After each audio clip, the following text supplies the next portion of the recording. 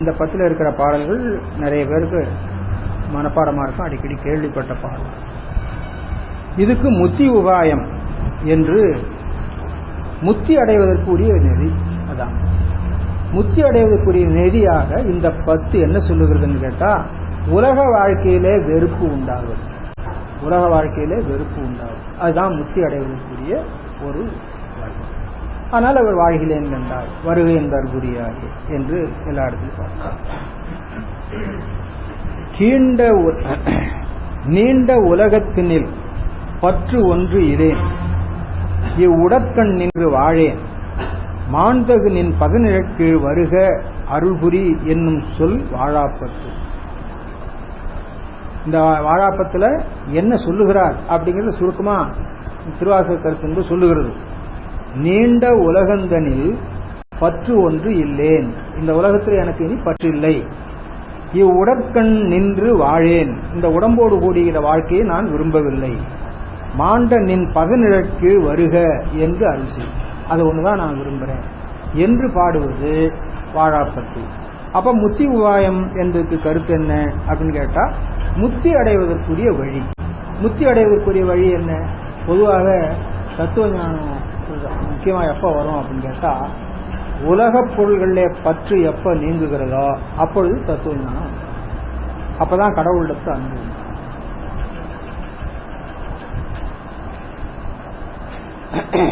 பிறப்பு துன்பம் என்று எப்ப உணர்வு தோன்றுகிறதோ அப்பொழுதுதான் வீடு பேட்டில் அவா வரும். வீடு பேட்டில் அவா வருகிற பொழுது அதுக்கு என்ன வழி அப்படிங்கிறது, அதான் இங்க முத்தி உபாயம் என்ற பெயரால சொல்லப்பட்டிருக்கு. பிரபஞ்சத்தை விட்டு பரபோகத்தை கூடுவதற்கு உபாயம் பற்றி இந்த பகுதி சொல்லுகிறது. பரபோகம், போகத்திலெல்லாம் மேலான போகம், அதை பெறுவதற்குரிய உபாயம் வழி என்ன என்று இந்த 10 சொல்லுகிறது. பாரொடு விண்ணாய் பரந்த எம்பரனே, பாரொடு விண்ணாய், பார் முதல் விண் ஈராய் என்று அர்த்தம் பண்ணும். அந்த ஒடு என்பது முதல் என்ற கருத்துல பாரொடு விண்ணாய் பரந்த எம்பரனே. அப்போ விசும்பு ஆகாயம் முதலாக, பூமி முதலாக, ஆகாயம் இறுதியாக எல்லா பொருளிலும் கலந்திருப்போம். பரந்தயம் பரணே பற்று நான் மற்றிலேன் கண்டாய், உன்னை பற்றாக கொண்டிருத்தலன்றி எனக்கு வேறு ஒரு பற்று இல்லை. இந்த உணர்வு வந்தாதான்க சிவபாவத்துக்கு செல்வதற்கு தகுதியும். பற்று மற்றிலேன், மற்ற பற்றெனக்கின்றி நின் பாதமே மனம் பற்றினேன் சுந்தரமூர்த்தி. அந்த உணர்வு வரணும். பற்று நான் மற்றிலேன் கண்டாய், சீரொடு பொலிவாய் சிவபரத்தரசே, திருப்பெருந்துறையுரை சிவனே, ஆருடு நோகேன் ஆர்க்கெடுத்து உரைக்கேன், ஆண்ட நீ அருளிலையானால். நீ அருளவில்லை என்று சொன்னா என்னுடைய வருத்தத்தை யாரிடத்துல சொல்றது? உன்னிடத்துல தான் சொல்லணும். நீ அருளவில்லை என்று சொன்னா வேற யார்ட்டையார் போய் கேட்கலாமா? சுந்தர பிரானார் மட்டும் இல்லையோ இவரலார் பிரான் அப்படின்னு பாண்டான்னு சொல்லுவாங்க. அது கருத்து என்னன்னு கேட்டா, கொடுக்காவிட்டாலும் இவரைத்தானே கேட்டாக வேண்டி இருக்குது. அதான் கருத்தை தவிர இவர் கொடுக்காட்டி பரவாயில்ல வேற ஒரு ஊர்ல போய் கேட்டுக்கலாம் அப்படிங்கிறது கருத்து இல்லை. வார்கடல் உலகில் வாழ்கிலேன் கண்டாய், வருகை என்று அல்புரியாய். இதுதான் அந்த வாழாப்பத்தினுடைய கருத்து. வம்பனேன் தன்னை ஆண்டமாமணியே, வம்பன் புதியவன் அர்த்தம். வம்பு என்ற சொல்லுக்கு புதுமை அப்படின்னு பொருள்.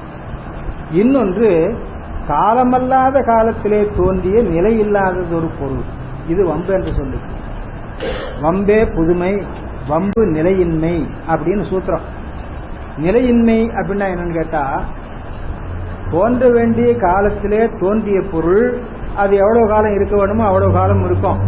காலமல்லாத காலத்திலே தோன்றிய பொருள் இருக்குதே, அது தோன்றி உடனே மறைஞ்சு போகுது. இந்த மாதிரி வர்றதுக்கு வம்புன்னு பேர். மாணிக்க வாசகர் தன்னை என்ன சொல்றார்? வம்பனேன் அப்படின்னு சொல்றார். அப்ப 2 பொருள் அது இருக்குது. சாமி, உன்னிடத்துல பழைய அடியார்கள் நிறைய பேர் இருக்கிறாங்க, நான் புதுசா வந்து சேர்ந்திருக்கேன். புதுசா தானே வந்து சேர்ந்தவன், இவன் இன்னும் கொஞ்ச காலத்துக்கு பழகட்டும் அப்புறம் பார்த்துக்கலாம்னு நினைக்காம எனக்கு நீ அருள் செய்வாயே அப்படிங்கறனால வம்பனேன் தன்னை ஆண்டமாம். இன்னொன்னு, எனக்கு உன்னிடத்துல பக்தி வருவதற்குரிய காலம் இது இல்லை. பக்தி வருவதற்குரிய காலம் என்னன்னு கேட்டா, மனுஷனாக பிறந்தவன் பிறந்த குலத்திற்கு ஏற்ற ஒழுக்கம் உடையவனா வாழ வேண்டும். அப்படி வாழ்வதனால உலக பொருள்களை பற்றி ஆராய்ச்சி தோன்றும். அந்த ஆராய்ச்சியில் நிலையான பொருள் இது, நிலையில்லாத பொருள் இது என்ற உணர்வு வரும். வந்த பொழுது நிலையில்லாத பொருளை விட்டு நிலையிலுடைய பொருளை பற்ற வேண்டுங்கிற உணர்வு வரும். அந்த உணர்வு வந்த பொழுதுதான் நீ ஆட்கொள்ள வேண்டும். அதுக்கு முன்னமே என்ன நீ ஆட்கொண்டாய். எனவே நான் உன்னிடத்துல வந்ததும் நீ என்னை ஆட்கொண்டதும் வம்பு, காலமல்லாத காலத்திலே நிகழ்ந்தது. நிகழ வேண்டிய காலம் இன்னும் எங்கேயோ இருக்குது, தற்செயலாம் அதுக்கு முன்னால திடுதுப்புன்னு நிகழ்ந்து விட்டது அப்படின்னு நினைக்கிறார். அப்போ என்னை நீ ஆட்கொண்டது வம்பனை ஆட்கொண்டாய். வம்பனேன் தன்னை ஆண்டமாமணியே மற்ற நான் பற்றிலேன் கண்டாய். உம்பரும் அறியா ஒருவனே இருவர்க்கு உணர்விருந்து உலகம் ஊடுருவும் செம்பெருமானே. உலகம் முழுவதும் ஊடுருவி இருப்பான், அந்தர்யாமித்துவம், விஸ்வ அந்தர்யாமின்னு சிவபெருமானுக்கு ஒரு பேர். கடவுள் உலக வடிவமாக இருக்கிறார், உலகத்துக்குள்ளே மறைந்திருக்கிறார், உலகத்தை கடந்திருக்கிறார். விஸ்வரூபி, விஸ்வ அந்தர்யாமி, விஸ்வ அதிகன் அப்படின்னு சொல்லி சொல்றார். விஸ்வ காரணம், உலகத்துக்கு காரணமாக 4 நிலை உண்டு. உலகத்துக்கு காரணமாகவும் இருக்கிறான், உலகத்தினுடைய வடிவாக இருக்கிறான், உலகத்தின் உள்ளே உறைந்திருக்கிறான், ஆனாலும் உலகத்தை கடந்தும் இருக்கிறான் அப்படி. அது மாதிரி உலகம் ஊடுருவும் செம்பெருமானே சிவபுரத்தரசே திருப்பெருந்துறையுரை சிவனே எம்பெருமானே என்னை ஆழ்வானே என்னை கூவிக்கொண்டு அருளே. கூவிக்கொண்டு ஏற்றுக்கொள்க என்று பாடிமால் புகழும் கூவி கொண்டு அருள். தனித்தனியா கூவி அருக அழைத்து அடியனாக ஏற்றுக்கொண்டு அருள் செய்வாயா. பாடிமால் புகழும் பாதமேயல்லால் பற்று நான் மற்றிலேன் கண்டாய். திருமாலும் உன்னுடைய திருவடியை புகழ்ந்து பாடுகிறான்னு சொன்னா நான் பாடுறது சொல்றேன். பாடிமால் புகழும் பாதமேயல்லால் பற்று நான் மற்றிலேன் கண்டாய். தேடி நீ ஆண்டாய், என்னை தேடிக்கொண்டு வந்து எனக்கு அருள் செய்தாய். தேடி நீ ஆண்டாய். எல்லாரும் குருவை தேடிக்கொண்டுதான் போவாங்க, இங்க குரு மாணாக்கனை தேடிக்கொண்டு வந்தார். மாணிக்கவாசர் குருவை தேடினாருங்கிறது உண்மைதான். ஆனா திருப்பெருந்துறைக்கு போன பொழுது குதிரை வாங்க தான் போனார், குருவை அந்த சமயத்தில் நினைக்கல. ஆனா எப்பொழுதே மனசுல நமக்கு உண்மையை உணர்த்துகின்ற குரு எப்பொழுது தோன்றுவார் என்ற உணர்வு அவருக்கு இருந்து கொண்டே இருந்தது. அது திருவிளையார் பாணத்தை அப்படிதான் சொல்றார். அரசனிடத்துல காவல் தொழில் பண்ணது அவருடைய உள்ளமெல்லாம் இறைவனிடத்துல இருந்தது. சும்மா ஒரு ஒப்புக்கு தான் அமைச்சராக இருந்து கொண்டிருந்தார் அப்படிங்கிற மாதிரியே பரஞ்சோதி முனிவர் பாடியிருக்கிறார். கள்ளக்காதலனிடத்து அன்பு கலந்து வைத்து ஒழுகும் உள்ளக்காரிகை மடந்தை போல் உம்பரை காப்பான் கள்ளக்காரி உண்டவனிடத்து உள்ளன்பு பதிந்து கொள்ள காவலன் மாட்டு புறத்தொழிலும் உட்கொண்டார். அப்போ அவருடைய உடம்பு இங்கே இருந்து கொண்டு பழக்க தோஷத்தினால் அந்த அமைச்சு தொழில் பண்ணி கொண்டிருந்ததை தவிர அவருடைய உள்ளம் முழுவதும் இறைவனிடத்திலே அன்பு செய்வதிலே இருந்தது. அப்போ அவர் எப்பொழுதுமே நமக்கு உண்மை உணர்த்துகின்ற குரு எப்பொழுது தோன்றுவார்ங்கிற உணர்வு இருந்தது. ஆனா குதிரை வாங்க போன்றது இங்க குரு வருவார் நமக்கு உபதேசம் செய்வார்ங்கிற எண்ணம் அவருக்கு இல்லை. ஆனா சிவபெருமான் மட்டும் இந்த திருவாத ஊரல் இந்த வழியா வருவார், இந்த இடத்துல இருந்து அவரை தடுத்து அவருக்கு நாம் உபதேசம் செய்ய வேண்டும் என்று அவர் தான் தேடிக்கொண்டு வந்தார். அப்போ இது உலகியலுக்கே கொஞ்சம் மாறாதான் இருக்குது. உலகியல்ல மாணாக்கர்கள் தான் குருவை தேடிக்கொண்டு போவார், குரு கிடைக்க மாட்டார். பக்குவம் காலம் வரை அவங்க தேடிட்டே இருப்பாங்க. பக்குவம் முதிர்ந்த காலத்துல இவங்க தேடாவிட்டாலும் குரு தானே கிடைப்பார். அந்த மாதிரி தேடி நீ ஆண்டாய். சிவபுரத்தரசே திருப்பெருந்துறையுரை சிவனே ஓடுவதும் உன்னோடு ஓப்பதும் உன்னை உணர்த்துவது உனக்கு எனக்கு உறுதி. வாடினேன் எங்கு வாழ்கிலேன் கண்டாய் வருகை என்று அருள்கிறாய். பக்தி நிலையில நிற்கிற பொழுது சில சமயத்துல சிவபெருமான் மேல நமக்கு கோபமும் வரும், சிவபெருமான் ஏதோ தப்பு பண்ணிட்ட மாதிரி ஒரு எண்ணமும் வரும். ஆகினால சிவபெருமானை கடிந்து பேசுவது போல சில சமயத்துல பாடவும் தோணும். அப்படி சில பாடல்களும் உண்டு. அது பெரும்பாலும் நம்ம சுந்தரமூர்த்தி சாமி பாட்டுல பாடலாம். ஆமா, அதனால அப்படி சில இடத்துல பாடுவாங்க. அதுக்காக அவங்க சிவபெருமானோட மாறுபட்டு நின்றார்கள் என்ற அர்த்தம் இல்லை, அதுதான் ஊடுதல். அதாவது எனக்கு வெறுப்பு வந்தா அந்த வெறுப்பை யாரிடத்துல சொல்றது, உங்ககிட்ட தானே சொல்லணும். ஊடுவது உன்னோடு ஓப்பது உன்னை. அதே சமயத்துல மகிழ்ச்சி வருகிற பொழுது, எனக்கு ஒரு நன்மை கிடைக்கிற பொழுது அது உன்னிடத்திலிருந்து வந்ததுதான் என்று எனக்கு நன்றாக தெரியும் அல்லவா, அதன் பொருட்டு மகிழ்ந்து பாடுவது உன்னைத்தான். எனவே ஊடுவது என்பது ஊடி பாடுவது. ஊடுதல் கோபித்தல் அர்த்தம். அப்ப கோபித்து கொண்டாற் போல மாறுபட்டு நின்றாற் போல பாடுவதும் உன்னைத்தான் பாட வேண்டும். இவருடைய பாட்டே அப்படிதான் இருக்குது. நீச்சல் விண்ணப்பத்தில் சில பகுதியில் பார்க்கலாம். நீ எனக்கு இவ்வாறு அருள் செய்யாவிட்டால் நான் உன்னை குணமிலி மானிடன் தேய்மதியன் என்று அறைவன் பழிப்பினையை அப்படின்னு சொல்லி பாடுறாரு இல்லையா. அதனால சில இடங்கள்ல பெருமானிடத்துல கோபம் கொண்டு வைதுரைப்பது போல பாட்டுகள் வரும். அதெல்லாம் அன்பின் மிகுதியினாலே வந்தது என்று எடுத்துக்கொள்ள வேண்டுமே தவிர ஏமாற்றத்தினால் வந்தது. அது நம்மகிட்ட வரும். ஏமாற்றத்தினால் வந்து இந்த சாமிக்கு திறந்தானே விளக்கேற்றி நான் என்னத்தை கண்டேன் 2 நாளைக்கு இருட்டில் கிடக்கட்டும் அப்படின்னு சொல்லி விளக்கு வைக்காம வந்துடலாம். அதெல்லாம் நாம செய்யறது. அவங்க சொல்றது வந்து அன்பின் மிகுதியினால. அதனால என்னன்னா குழந்தைக்கு அம்மாவுக்கு உள்ள தொடர்பு சொல்லுவாங்க. தாய் உடன்று அழைக்குங்காலையும் பாய் விட்டு அண்ணாய் என்னும் குழவி போல.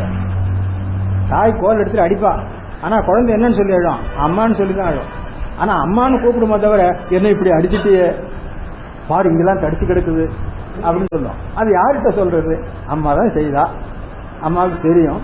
ஆனாலும் எங்க அம்மா அப்படி அடிச்சுட்டா பாரு பக்கத்து வீட்டு அம்மா சொன்னா உங்க அம்மா அப்படிதான், நாளைக்கு உங்க அம்மா கூட பேசாதன்னு அவர் சொல்லி கொடுப்பா இல்லையா. அப்ப என்ன ஆகுனா அந்த குழந்தைக்கும் அந்த அம்மாவுக்கும் ஒரு விரோதம் உண்டாயிடும். அப்ப திரும்பவும் அந்த அம்மாட்ட சொல்றதுதான் முறை. அது மாதிரி அங்கேயாவது பக்கத்து வீட்டுல ஒருத்தி இருக்கிறா, இங்க யார் இருக்கிறா, இருக்கிறவங்க ஒருத்தம் தானே, இவங்கிட்ட தான் சொல்லி ஆகணும். நமக்கு துன்பம் வருகிற போதிலும் அந்த துன்பம் தீரவில்லையே என்று நினைக்கிற போதிலும் ஒரு ஊடினார் போல பாடுறது. அதுதான் இங்க ஊடுவது உண்மையோடு. இதை வைத்துக்கொண்டு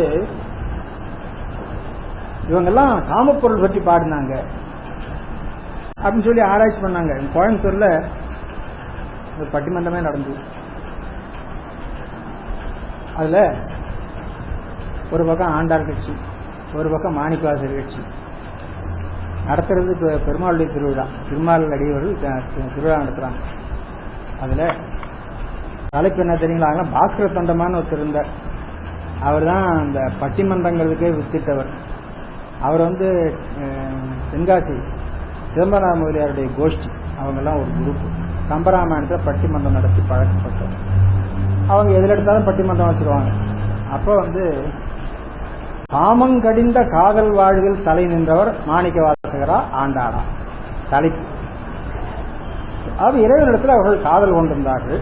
ஆனா அந்த காதல்ல காம உணர்வு இருந்தது. இந்த காம உணர்வு இல்லாத காதல் கொண்டது யாரு அப்படின்னு ஆராய்ச்சி. அதுக்கு இதுதான்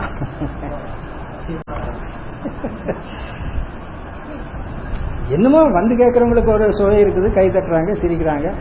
அதுதானே வேண்டியது. அதாவது இப்பெல்லாம் கூட்டம் நடத்துறது எதுக்காகன்னு கேட்டா, வந்து கேட்கறவங்களுக்கு ஒரு சந்தோஷம் வரணும், கை தட்டணும், சிரிக்கணும், ஆரவாரம் பண்ணணும். ஏதாவது கொஞ்சம் விஷயத்தை வாங்கிட்டு போகணும் அப்படிங்கிறது கிடையாது. அது மாதிரி அவங்க இந்த மாதிரி இடத்துல தான் பிடிச்சுக்குவாங்க. அவர் ஊடினார் அப்படின்னு சொல்லி, ஊடுவதுன்னோடு ஓப்பதும் உண்மை. இதான் எதுக்காக?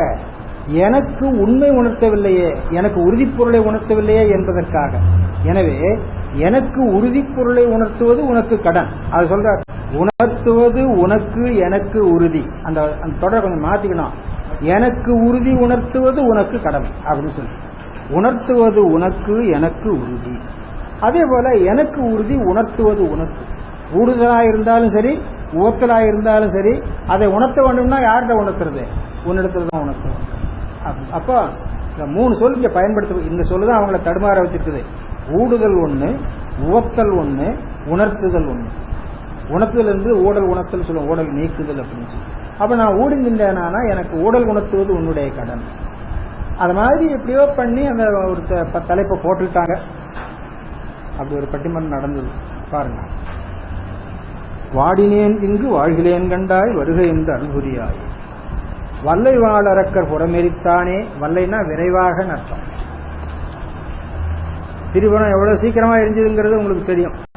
புறப்படுற பொழுதுதான் ரொம்ப பெரிய ஆரவாரமா படைகள்லாம் திரட்டிட்டு போனாங்க. அங்க போனா ஒண்ணும் இல்லை, ஒரு சிரிப்பிலே போயிட்டு செல்றாரு. அந்த மாதிரி. அதனால வல்லை விரைவாக நஷ்டம். வல்லை வாழறக்கர் புறமெரித்தானே மற்றும் நான் பற்றிலேன் கண்டாய். தில்லைவாழ் கூத்தா சிவபுரத்தரசே திருப்பெருந்துறை உரை சிவனே எல்லை மூவுலகும் உருவி அன்று இருவர் காணும் நாள் ஆதி ஈரின்மை வல்லையாய் வளர்ந்தாய். ஆதி ஈறு இன்மை வல்லையாய் தொடக்கமும் இறுதியும் இல்லாத வலிமையுடைய பொருளாய். எல்லா பொருளுக்கும் தொடக்கமும் இறுதியும் உண்டு, சிவத்துக்கு தொடக்கமும் இறுதியும் இல்லை. அதனால ஆதி ஈறு இன்மை வல்லையார். அப்படியான ஆன்மாவுக்கு ஆதி ஈறு உண்டோ? ஆன்மாவுக்கு சார்பின் காரணமா ஆதி ஈறு உண்டு. உடம்பு எடுக்கிறதுனால தோற்றமும், உடம்பை விட்டு இருந்ததுனால மறைதலும். ஆணவ மலத்துக்கு ஆதி ஈறு உண்டோ? ஆணவ மலம் அனாதி நித்தியம். காரிய வகையினால ஆன்மாக்களை மறைக்கிற பொழுது ஆதி, விளங்குகிற பொழுது இறுதி. அதே மாதிரி மாயை அனாதி நித்தியம். ஆன்மாவுக்கு மாயமா வர்ற பொழுது தொடக்கம், மாயை நீங்குகிற பொழுது இறுதி, எல்லாம் உண்டு. சிவத்துக்கு சிவம் ஆன்மாவோடு கலக்கிற பொழுது தொடக்கம், அப்புறம் அந்த மாதிரி கிடையாது. ஆகையினால அனாதி நித்தியமான பொருள் 3, பதி 1, பசு 1, பாசம் 1. எதுக்குமே ஆதி ஈறு கிடையாது. ஆனா சிவத்துக்கு மட்டும் ஆதி ஈறு இன்மை வல்லையாயின்னு சொல்றீங்களே, அப்ப மற்றதுக்கெல்லாம் ஆதி ஈறு இன்மை உண்டோ அப்படின்னா மற்றதுக்கெல்லாம் ஒரு வகையால ஈறு உண்டு என்று சொல்லுவோம் அப்படிங்கிறதா. அதுக்காக சிவத்துக்கும் அது உருவம் கொண்டு வர்றதுனால ஆதி, அந்த உருவத்தை விட்டு நீங்குவதனால அந்தம் அப்படின்னு சொல்லலாமான்னு கேட்டா அதுவும் கிடையாது. ஏன்னா அந்த உருவமே அதனுடைய அருள் தான். அந்த அருளுக்கு தோற்றமும் இல்லை, இறுதியும் இல்லை. உங்களுக்கு புலப்படும், புலப்படாம போகும். புலப்படுறதை வச்சுட்டு தோற்றம்ங்கிறீங்க, புலப்படாம போறதை பட்டு மறையாது அப்படின்னு சொல்லி. அதனால அந்த பொருளுக்கு ஆதி ஈரின்மை. ஆதி ஈரின்மை வல்லையாய் வளர்ந்தாய் வாழ்களேன் கண்டாய் வருகை என்று அன்புரியாய். பண்ணின் நேர்மொழியாள் பங்கனி அல்லால். பண்ணின் நேர்மொழி பண் போன்ற மொழி. நேர் என்று ஓமோருவா வரும் தேவாரத்தொடர். பண்ணின் நேர்மொழியாள் பங்கனி அல்லால் பற்று நான் மற்றிலேன் கண்டாய் பின்னமேயாண்டாய் சிவபுரத்தரசே திருப்பெருந்துறையுரை சிவனே. எண்ணமே உடல் வாய் மூக்கொடு செவி கண் என்று இவை நின்கண்ணே வைத்து. எண்ணமே ஏகாரம் எண்ணிடைச்சொல். உடல் வாய் மூக்கொடு ஒடு எண்ணிடைச்சொல். செவி கண் என்று இவை நின்கண்ணே வைத்து. எண்ணம் முதலாக சொல்லிக் கொண்டு வருகிறாருங்க, எண்ணிக்கொண்டு வருகிறார். எண்ணிக்கொண்டு வருவது ஒரு இடத்துல ஏகார இடைச்சொல் பயன்படுத்துறார், ஒரு இடத்துல ஒடு என்னும் எண்ணிடைச்சொல் பயன்படுத்துகிறார். எல்லாத்துக்கும் நாம போட்டு எண்ணிக்கொள்ள நின்கண்ணே வைத்து மண்ணின் மேல் அடியேன் வாழ்கிலேன் கண்டாய் வருக என்று அழுகுறிய. எண்ணம் முதலானவையெல்லாம் உன்னிடத்தில் இருக்கிறது. அவற்றை உன்னிடத்திலே வைத்துவிட்டு நான் இந்த மண்ணிலே வாழ்வது பயனற்றது. இந்த வாழ்க்கையும் நீங்க வேண்டும். இங்கே வாழ்ந்து கொண்டிருந்தா உன்னிடத்தில் வைத்த எண்ணம் திரும்ப இங்கே வந்துவிடக்கூடும் அப்படிங்கிற ஒரு கருத்து. அதனால வாழ்கிலேன் கண்டாய். பஞ்சின் மெல்லடியாள் பங்கனி அல்லால் பற்று நான் மற்றிலேன் கண்டாய். பஞ்சின் மெல்லடி பஞ்சு செம்பஞ்சு குழம்பு ஊட்டப்பட்ட மென்மையான அடி என்று அர்த்தம். அல்லது பஞ்சு போன்ற மெத்தென்ற அடி என்றும் வைத்துக் கொள்ளலாம். செம்பஞ்சு குழம்பு ஊட்டப்பட்ட திருவடி என்று சொல்வது வழக்கம். செஞ்சவே ஆண்டாய். செஞ்சவே ஆண்டாய். செஞ்சவே செவ்வே செவ்வே என்ற அடுக்கு செஞ்சவேன்னு வருங்க. செவ்வே செவ்வே செம்மையாய் ஆண்டாய்னு அர்த்தம். மிகச் செம்மையாய் ஆண்டாய் என்பதுக்கு அந்த செவ் என்ற சொல்ல 2 தரம் வச்சிருக்கிறார். செவ்வே செவ்வே ஆண்டாய். அந்த செவ்வே செவ்வே என்பதை கூட்டி எழுதுகிற பொழுது செஞ்சவே என்று வரும். செஞ்சவே ஆண்டாய் சிவபுரத்தரசே திருப்பெருந்துறையுரை சிவனே. அஞ்சினேன் நாயேன் ஆண்டு நீ அளித்த அருளினை மருளினால் மறந்த வஞ்சனேன் இங்கு வாழ்கிலேன் கண்டாய் வருகை என்று அருள்புரியாய். ஆண்டு நீ என்னை ஆட்கொண்டு அளித்த அருளினை திருவருள் உபதேசத்தை மருளினால் மறந்த வஞ்சனேன். எனக்கு மருள் நீங்காமையினால அதனை மறந்தேன். இந்த இடத்துல ஒரு விஷயம் ஞாபகம் வைத்துக் கொள்ள வேணுங்க. தசகாரியத்தில் ஆன்மா தத்துவங்களில் நீங்குகிறது. தத்துவ சுத்தி வருகிற பொழுதே உங்களுக்கு ஆன்மரோகங்கள் வரும். அப்புறம் ஆன்ம தரிசனத்தில் சிவரோகம் வரும். சிவரோகம் நீங்க சிவத்தை அடைகிற பொழுது சிவ தரிசனம் நிகழும், ஆன்ம சுத்தியும் நிகழும், சிவயோகமும் நிகழும். இந்த சமயத்தில் திருவைந்தெழுத்துல ஒன்று வச்சு பார்க்கணும். அதெல்லாம் ஞாபகம் வைத்துக் கொள்ளுங்க. சீனா வானா யானா நானா மானா. இந்த மானாவை பற்றி பிரச்சனை இல்லை. இது நீங்க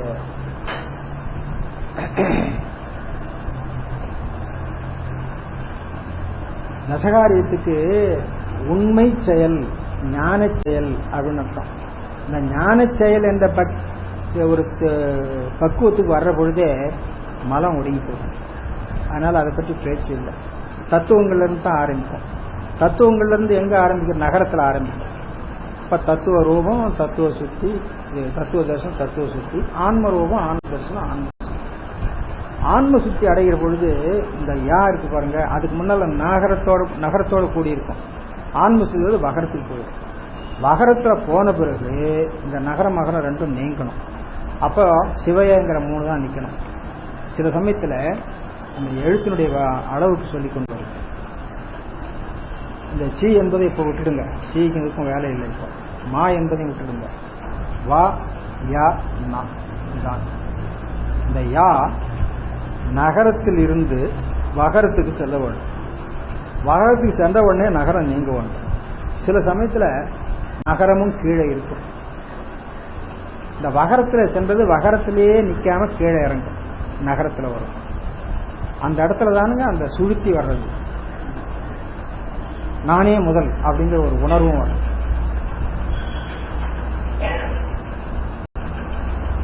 அந்த நிலை தான் இங்க பாடப்பட்டிருக்கிறது. ஆண்டு நீ அருளினால், நீ அளித்த அருளினை மருளினால் மறந்த. அளித்த அருளினை என்பதனால வகரம் யகரத்துக்கு உதவி செய்ததுங்கிறது தெரியுது. ஆனா அப்பவும் எனக்கு நகரம் நீங்காமையினால அதை நான் மறக்க வேண்டியதாயிடுச்சு. அப்போ மாயை கண்மங்கள் முழுவதுமாக என்னை விட்டு நீங்கவில்லை. நீங்காத காரணத்தினால் இப்படி ஒரு நிலை அந்த உபதேச காலத்துல வரும் என்பதை பஞ்சாக்கர பகரடியில பாடியிருக்கேன். பஞ்சாக்கர பகரடியில நான் அந்த எழுத்துக்களை கணக்கு போட்டு காட்டியிருக்கேன். அப்ப இந்த இடத்துல இந்த 3 எழுத்தும் இருக்கும். இந்த நகரம் எப்ப சுத்தமா மறையுதோ அப்பதான் அந்த வகரம் என்பது யகரத்தை சிகரத்தில் கொண்டு போய் நிறுத்தும். சிகரத்தில் கொண்டு போய் நிறுத்தினா அந்த யா கூட இருக்காது, சிவ என்பதுதான் இருக்கு. திரும்பவும் யகரத்தை சிகரத்தில் கொண்டு வந்து நிறுத்தின பிறகு அந்த வகரத்துக்கு வேலை இல்லை, அதுக்கு வேற ஒரு வேலை இருக்குது. அது என்ன வேலைன்னு கேட்டா, சிகரத்தோடு சேர்ந்த யகரத்துக்கு தானும் சிகரத்திலே இருந்து கொண்டு அனுபவத்தை அனுபவப்படுத்தி கொண்டு வேண்டிய வேலை ஒன்று இருக்கு. அப்போ அந்த வேலைக்கு அந்த வகரம் சிகரத்தில் போயிடும், யகரமும் சிகரத்தில் போயிடும். அப்ப சி என்பது மட்டும்தான். அப்ப உங்களுக்கு சிவயனம என்பதுல பக்குவம் முதிர்ச்சி வருகிற பொழுது உங்களுக்கு மா போயிடுது, நகரத்துல தான் உங்களுக்கு காரியம் ஆரம்பிக்குது. சிவபோகத்துல தான் உங்களுக்கு சிகரம் தரிசனப்படுது. அதனால அதுவும் இப்ப தேவையில்லை. சிகரத்தையும் வகரத்தையும் நீக்கிட்டு வா யா ந இந்த 3 வச்சுட்டு தான் நம்ம பேசணும். 3 வச்சுட்டு பேசுற பொழுது நகரத்தை கடந்து யகரம் போன பொழுது நகரம் நீங்க வேண்டும். ஆனா நீங்காம இருக்கிற நிலை ஒன்று உண்டு. அது சும்மா கொஞ்ச நேரம் நிற்கும், அப்புறம் போயிடும்.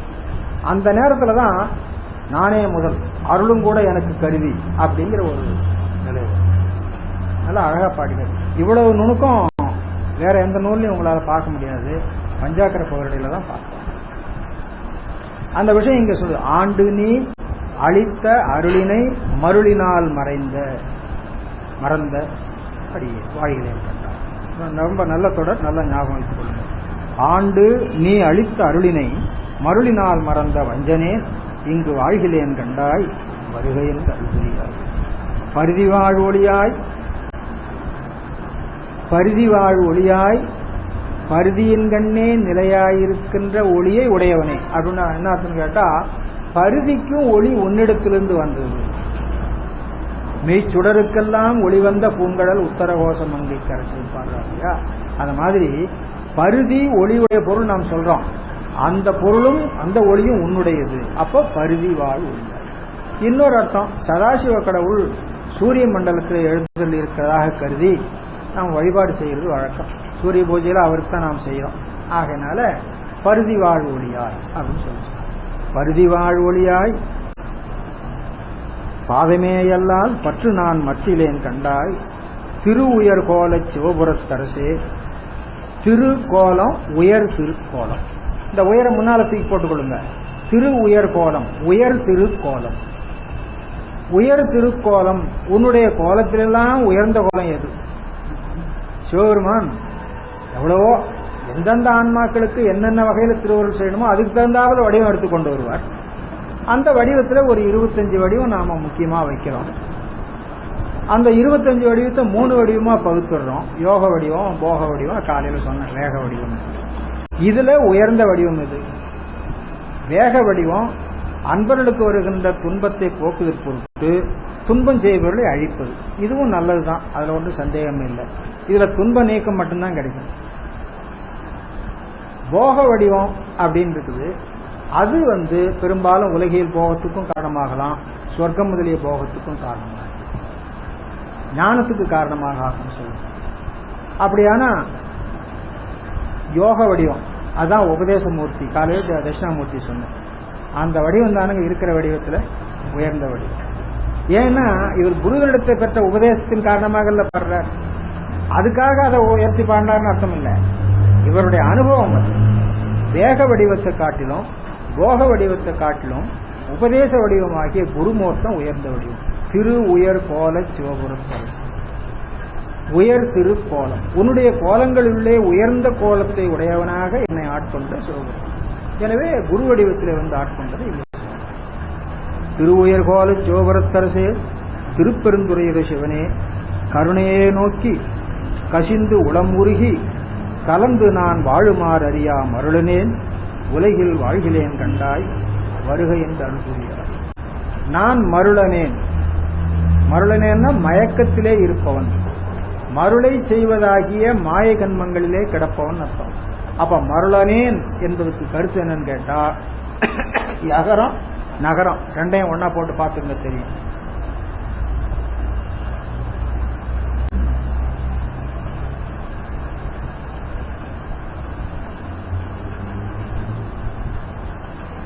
நகரத்தோடு கூடிய யகரத்தை மருளனேன் அப்படின்னு சொல்றார். மருளனேன் இங்கு வாழ்கிலேன் கண்டாய். இந்த மருள் எதனால வந்தது அப்படின்னு கேட்டா, உன்னுடைய கருணையை உணர்ந்து அதன் பெருமையை நினைந்து அதனாலே உள்ளம் கசிந்து உன்னை வாழ்த்த வேண்டும். அதை வாழ்த்தினா இந்த மருள் இருக்காது, வாழ்த்தாதனால மருள் வந்து. கருணையே நினைந்து கசிந்து உளம் உருகி கலந்து நான் வாழுமாறு அறியா மருளனே. அப்படியானா நாம தினம் தேவாரம் எதுக்காக சொல்லணும், கோயில் போய் பெருமாண்டத்தில் தேவாரத்தை எதுக்காக ஓதி துதிக்கணும் அப்படின்னு சொன்னா, அது செய்யாவிட்டா நம்ம மருள் பற்றி கொள்ளும். நாம் மருளிலே கிடப்பவனாக இருப்போம், அருளை மறந்தவனாக ஆகியிருப்போம். அப்ப அருளை மறக்காம இருக்கணும், மருளிலே சென்று சேராம இருக்கணும். அப்படின்னா பெருமானை தினம் துதிக்க வேணும். துதிக்க வேணும்னா பாட்டு பாட வேணும். எல்லாரும் பாட்டு பாட முடியுமா? அதனால நமக்காக அவங்க பாட்டு பாடி வச்சிருக்கிறாங்க இல்லையா, அந்த பாட்டு சொல்ல வேண்டியது. அப்படி பாடுவதனாலே உன்னோடு கலந்து வாழ முடியும், அந்த அத்துவித அனுபவம் கிடைக்கும். அது செய்யாததுனாலே, அது செய்வதற்கு வழி அறியாததுனாலே நான் மருளனாக ஆனேன். அதனால அப்ப முதல்ல நமக்கு என்ன வேணும், கருணை வேணும். அப்போ வகரத்தை நோக்க வேண்டும், அதனை புகழ்ந்து பாட வேண்டும். அப்படி பாடினா நகரத்தை விட்டு நாம வெளியே வர முடியும். அப்படி வகரத்தை நோக்கவில்லை என்று சொன்னால், வகரத்தை புகழ்ந்து பாடவில்லை என்று சொன்னா நாம மேல ஏற முடியாது, கீழே தான் சறுக்கிட்டு வருவோம். கீழே சறுக்கிட்டு வரும் நகரத்துல நின்று. அந்த கருத்தை இங்க சொல்றாரு. எனவே இங்கெல்லாம் அந்த எழுத்துலாம் வந்துடணுங்க. சைவ சித்தாந்தம் படிக்கிறதுக்கு திருவைந்தெழுத்து ஆதாரம், தோத்திரம் படிக்கிறதுக்கும் அநேக இடங்கள்ல திருவைந்தெழுத்து ஆதாரம். இப்ப என்ன பண்றீங்க, கருணையே நோக்கி வகரத்தையே நோக்கி கசிந்து உளம் உருகி யகரத்தினுடைய நிலை, கலந்து நான் வாழுமாறிய கலத்தல், இந்த யகரமும் வகரமும் கலத்தல். யகரம் வகரத்தை நோக்கி கசிந்து உருகாவிட்டால் என்ன ஆகும், நகரத்துக்கு வந்துடும் மருளனே. அப்போ கருணையே நோக்கி வகரத்தையே நோக்கி கலந்து நான் வாழுமாறியா, வகரத்தோடு கலந்து வாழாத யகரம். அப்ப வாயா கூட்டிக் கொள்ள வேண்டும். அப்படி அறியாத மருளனேன் என்பதனால யா நான் கூட்டிக் கொள்ளும். யா நான் கூட்டிக் கொண்டா அந்த வா நான் போயிடும், இது வா யா போயிடும். அது மாதிரி கணக்கு. எனவே திருவைந்தெழுத்தை வைத்துக்கொண்டு நம்ம தோற்றங்கள்ல முக்கியமான இடங்களுக்கு பொருள் கொள்ளணும். அடுத்து பந்தனை விரலால் பங்கனி அல்லால் பற்று நான் மற்றிலேன் கண்டாய். பந்தனை விரல் பந்து போலும் விரல் என்று போல் ஓம உருவாக சொல்லுவாங்க. விரல் பந்து போல எப்படி இருக்கும் அப்படிங்கிற ஒரு கேள்வி வரும். அதில் இந்த விரலுடைய நுனி பாகம் இருக்கு பாருங்க, இந்த இதை பந்து என்று சொல்றது ஒரு வரை. இது கன்சாம்பிள்ள சொல்ற சமாச்சாரம். பந்தனை விரலால் என்பது பெண்பால் ஆகையினாலே, அவள் பந்தாடுதல் என்று வழக்கு உடையவளாகினால அது பொருந்திய விரல் என்று அர்த்தம் பண்ணிடுவாங்க. அது சுலபமா. கந்துகம் கந்துகவரி அப்படின்னு ஒன்று உண்டு. இதெல்லாம் மகளிர்களுக்குரிய விளையாட்டு. பந்தாட்டு மகளிருக்குரிய விளையாட்டு. அப்படித்தான் பெருங்கதையில பாடப்பட்டிருக்கிறது.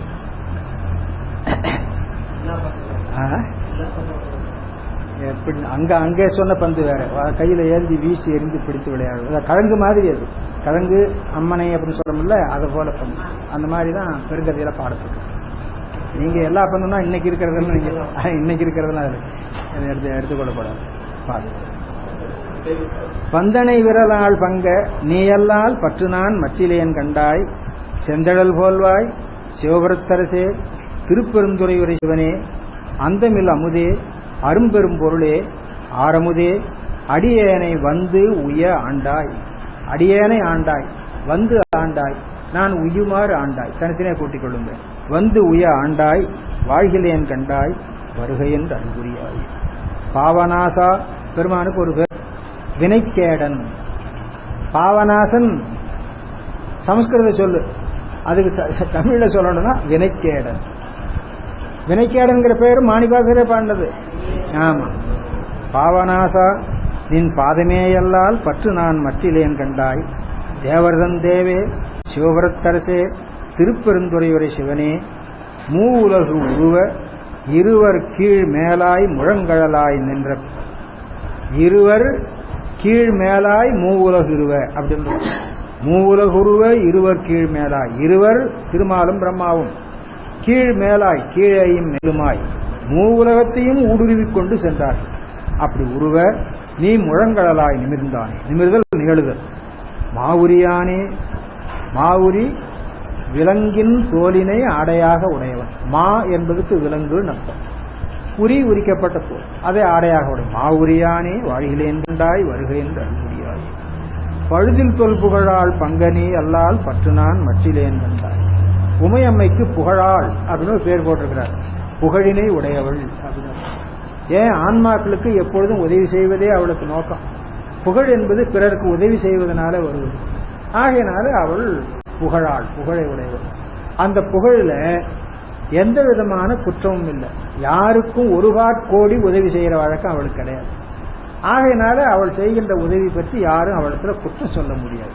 அதனால பழுதில் தொல் புகழாள். இன்னொரு வார்த்தை பழுதில்லாள் தொல் புகழாள். அப்படி குற்றம் இல்லாதவள், பழையாக வருகின்ற தொன்று தொட்டு வருகின்ற புகழினை உடையவள். அப்ப பழுதில் என்பது அந்த ஆள் என்பது விகுதியை பிரிச்சு இங்க போட்டவர். இது விகுதி பிரித்து கூட்டுதல்னு ஒரு முறை உண்டுங்க பொருள் செய்வதில்லை. அந்த மாதிரி அர்த்தம் பண்ணலாம். பழுதில் தொல் புகழாள் பங்க நீ அல்லால் பற்று நான் மற்றிலேன் கண்டாய், செழுமதி அண்டாய் சிவபுரத்தரசே திருப்பெருந்துறையுரை சிவனே, தொழுவனோ பிறரை துதிப்பனோ எனக்கோர் துணையென நினைவனோ சொல்லாய். இந்த தொடர் தான் நல்ல ஞாபகத்தில் இருக்க வேண்டும். சிவ வழிபாடு செய்பவர்கள் சிவபரம்பொருளை அன்றி வேறு தெய்வத்தை வழிபடக்கூடாது. அப்படியே வழிபட்டாலும் சிவபெருமானுடைய அருளின் வழி நின்று தொழில் செய்கின்ற ஏவலர்கள் இவர்கள் என்று கருதி வழிபடலாமே ஒழிய இதுதான் முழுமுதற் பொருள் என்று கருதி வழிபடக்கூடாது. அந்த உணர்வு வரணும்னு சொன்னா நம்ம பெரியவங்கெல்லாம் அந்த உணர்வுல இருந்தாங்க அப்படிங்கிறது அப்பப்போ நமக்கு ஞாபகத்துக்கு வரணும். மாணிக்கவாசகர் அந்த நிலையில் இருந்திருக்கிறார். தன்னுடைய நிலையை அவர் எடுத்து சொல்லி இருக்கிறார். தொழுவனோ பிறரை துதிப்பனோ எனக்கோர் துணையென நினைவனோ சொல்லாய். பிறரை தொழுவனோ பிறரை துதிப்பனோ பிறரை எனக்கோர் துணைவன நினைவனோ சொல்லாய். இந்த பிறரை என்று 3 இடத்துக்கும் கூட்டிக் கொள்ளுங்க. ஒரு இடத்துல நிக்குது, 3 இடத்துக்கும் வரணும். பிறரை தொழுவனோ பிறரை துதிப்பனோ. ஏன்னா எல்லாருடைய புகழும் சிவத்தினுடைய புகழ் தானே. அப்புறம் அவங்கள போய் புகழ்றதுக்கு அங்க என்ன இருக்கிறது? துதித்தல்னா புகழ்ந்து பாடுதல் அர்த்தம். தோத்திரம் துதி என்பதுக்கு புகழுரைன்னு அர்த்தம். துதித்தல்னா புகழ்ந்து சொல்லுதல் அப்படின்னு அர்த்தம். தோத்திரம்னா புகழ்ந்து பாடுதல் அர்த்தம். சிவபெருமானுடைய புகழை என்று வேறு என்ன புகழ் இருக்கிறது? ஆகையினால பிறரை துதிக்கிறதுக்கு இடமே இல்லை. சொல்ற புராணங்கள்ல கூட திருமாலை பற்றிய புராணமா இருக்கும். ஆனா அது சிவபரம்பொருளின் புகழாய் போய் முடியும். பாடுறதெல்லாம் திருமாலுடைய கதையை பாடியிருப்பான். அவ்வளவு தூரம் வேண்டாங்க. தசாவதாரத்தை பற்றி பாடினா கடைசியில் அது எங்க போய் முடியும்? தசாவதாரம் பெருமானால நிக்கிரகமும் அனுக்கிரகமும் பண்ணப்பட்டது இல்லையா? அப்ப என்ன பண்ணுவோம்? இப்ப நரசிம்மதாரத்தை நீங்க பாடுறீங்க, கடைசியில் அது நான் சிம்பிள் பறவையினால அடக்கப்பட்டதை பாடித்தானே ஆகணும். சிம்பிள் பறவையினால் அடக்கப்பட்டதை பாடுற பொழுது இந்த புகழெல்லாம் எங்க போய் முடியும்? சிவபெருமானத்தில் முடியும். அது போல வைத்துக் கொள்ள வேண்டும். 11 புராணத்தில் இருக்கிற புராணம்லாம் அந்த கதையை சொல்லுது. அந்த கதை கடைசியில் என்னவாக ஆகுது? சிவத்தினுடைய புகழாகத்தானே போய் முடியுது. அப்படிதான் முடியணும், வேறு வழி இல்லை. சிவபுராணத்திலேயே இந்த வைணவ புராணம் கலந்துருக்கு. இந்த 10 புராணத்துல வைணவ சம்பந்தமான 4 புராணம் சிவபுராணத்துக்குள்ள இருக்கு. அதுபோக பாகவதமும் விஷ்ணு புராணமும் நாராயண புராணமும் என்னமோ ஒன்று, ஒரு 4 புராணம் இவனுக்கு உண்டு. 10 புராணம் சிவத்துக்கு, 4 புராணம் திருமாலுக்கு, 2 புராணம் பிரம்மாவுக்கு, அப்புறம் 1 புராணம் சூரியனுக்கு, 1 புராணம் அக்னிக்கு. ஆக மொத்தம் 11. இதுல திருமால் முதலியவர்களுடைய புராணமாக இருக்கிறதும் கூட ஒரு வகையால் சிவத்தின் புகழாக முடியுமோ தவிர திருமாலினுடைய புகழாக முடியறதில்லை, பிரம்மாவினுடைய புகழாக முடியறது. பிரம்மாவை 1000 தரம் புகழுங்க, கடைசியில் அவன் சிரச்சேதம் பண்ணதை சொல்ற பொழுது என்ன பண்ண போறீங்க? அது சிவத்தினத்தில் தான் கொண்டு வந்து முடிக்க போறீங்க. அப்ப பிரம்மாவினுடைய புகழெல்லாம் சிவத்தினுடைய புகழாக முடியும். தொழுவனோ பிறரை துதிப்பனோ எனக்கோர் துணை என நினைவனோ சொல்லாய், மழவிடையானே வாழ்கிலேன் கண்டாய் வருகேன் அருள்புரியாய். தோமேய சரணம், தோமேவ சரணம், அந்நியதா சரணம் நாஸ்தி. பூஜையில கடைசியில் சொல்லுவாங்க, சிவகுடியில சொல்லி இருப்பாங்களே, பூஜையில கடைசியில் சொல்லி முடிப்பாங்க, தோம் ஏவ சரணம், உனக்கே சரணம், அந்நியதா சரணம் நாஸ்தி. பிறரிடத்துல சரணம் என்பது இல்லை, பிறரை சரணடைவது என்பது இல்லை, உன்னையே சரணடைகிறேன் அப்படிங்கிறது பூஜை முடிவில் அவங்க சொல்லுவாங்க. அதுக்கு அந்த சமஸ்கிருதத்தை சொல்றதோட இதே சொல்லலாம், தொழுவனோ பிறரை துதிப்பனோ எனக்கோர் துணையன நினைவனோ சொல்லாய் அப்படின்னு சொல்லிருக்காங்க. ஆனா அவங்க சம்பிரதாயமா அப்படியே தோமேவ சரணம் அந்நியதா சரணம் நாஸ்தி அப்படின்னு சொல்லி சொல்லிட்டாங்க பாருங்க.